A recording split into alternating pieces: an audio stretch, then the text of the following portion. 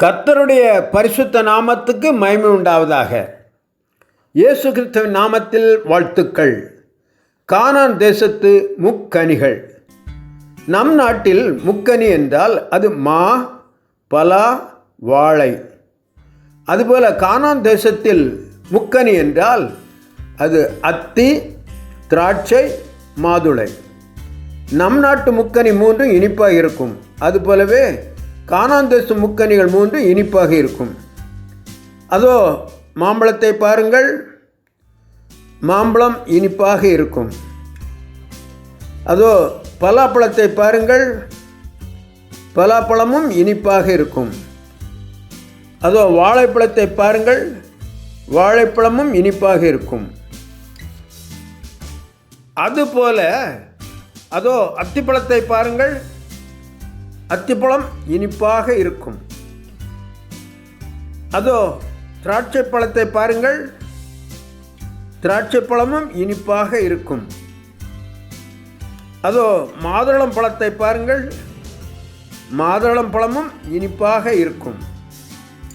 கானான் தேசத்தை சுற்றி பார்த்துவிட்டு வந்தவர்கள் மோசே தீர்க்கதரிசியிடம் கொண்டு வந்து கொடுத்தது இந்த மூன்று முக்கனிகள் தான்.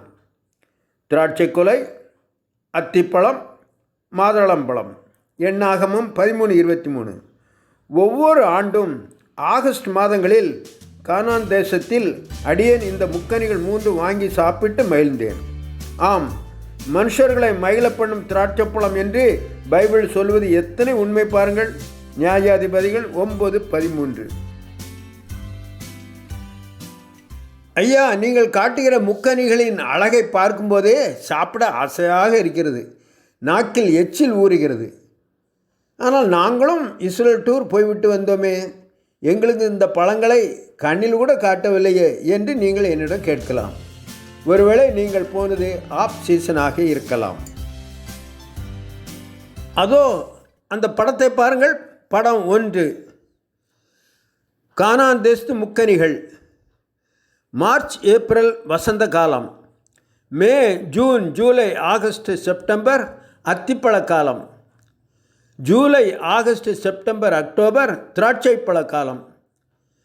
ஆகஸ்ட், செப்டம்பர், அக்டோபர், நவம்பர் மாதுளம்பழம் காலம். அக்டோபர், நவம்பர், டிசம்பர், ஜனவரி, பிப்ரவரி மழைக்காலம், பனி, குளிராக இருக்கும். அதோ அந்த படம் 2 பாருங்கள். கானான் தேசத்து முக்கனிகள்.